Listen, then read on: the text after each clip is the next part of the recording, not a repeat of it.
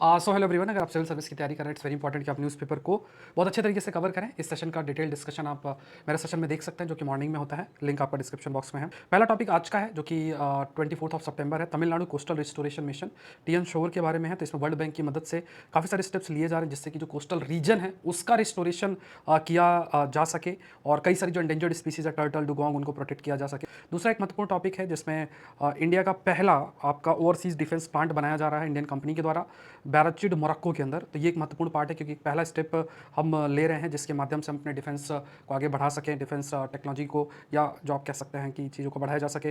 फिर एक बहुत महत्वपूर्ण टॉपिक है India's fusion energy initiative, SST Bharat है। एसएसटी भारत मतलब state super conducting tokamak Bharat, SST Bharat initiative, जिसमें हम फ्यूजन एनर्जी इनिशिएटिव को आगे लेकर जा रहे हैं। यहाँ पे जैसे देखा जाए तो सन है या कोई भी स्टार है, उस पर जो एनर्जी का प्रोडक्शन है वो बेसिकली न्यूक्लियर फ्यूजन पर बेस्ड होता है। तो न्यूक्लियर फ्यूजन बेस्ड रिएक्टर हम बनाना चाहते हैं, जिस तरीके से आईटीआर फ्रांस के अंदर प्रोजेक्ट है, ऐसे ही वेस्ट टोकामक है, जेट है, कई यूएस के प्राइवेट फर्म्स भी इस एरिया के अंदर काम कर रहे हैं। तो किस तरीके से हम न्यूक्लियर फ्यूजन पावर को जनरेट कर सकते हैं, तो उसके कई चैलेंजेस हैं। तो आईटीआर प्रोजेक्ट उसका भी हम हिस्सा है। कई इंपॉर्टेंट इंस्टीट्यूट्स हैं, जैसे गांधीनगर में है, वो इस डायरेक्शन में काम कर रहे हैं। इस साल मेंस में भी इस एरिया में प्रश्न आया है। तो बहुत इंपॉर्टेंट और डिटेल डिस्कशन इसका हम लोगों ने आज किया भी है। इसमें कंसेप्ट क्यू वैल्यू का है, वो हमें पता होना चाहिए, the ratio between output and input energy efficiency के कंटेक्स्ट में। फिर आपका नेक्स्ट टॉपिक है इंडिया का यूनिवर्सल इम्यूनाइजेशन प्रोग्राम है।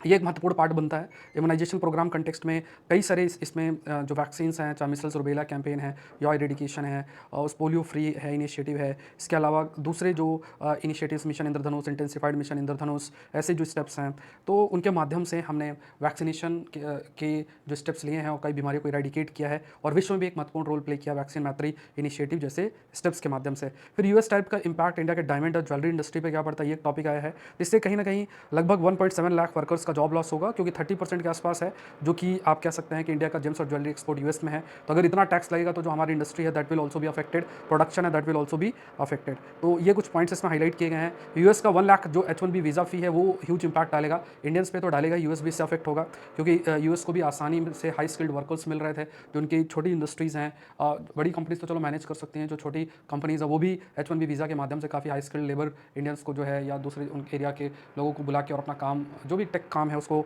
इन्वॉल्व उसमें करती थी। बट अब 1 लाख अगर आपका H1B वीज़ा का फ़ी रखा जाएगा, तो इससे कहीं ना कहीं जो टैलेंट लॉस है वो अफेक्ट होगा, और जो यूनिवर्सिटीज़ बड़ी बड़ी हैं वहाँ पे भी जो ग्रेजुएट्स होंगे उनको जॉब नहीं मिलेगी, तो लोग फिर यूएस में पढ़ना भी कम कर देंगे, खासतौर से इंडियंस की अगर बात किया जाए। तो ये सारे टॉपिक्स हैं। अगर आप सिविल सर्विस की तैयारी कर रहे हैं, अकेडमी से जरूर से जुड़े, और इन सारे टॉपिक्स का डिस्कशन आप देख सकते हैं इसी चैनल के अंदर, और लिंक आपको क्लिक करना है। So this session was presented by me, मैंने सौरभ पांडे।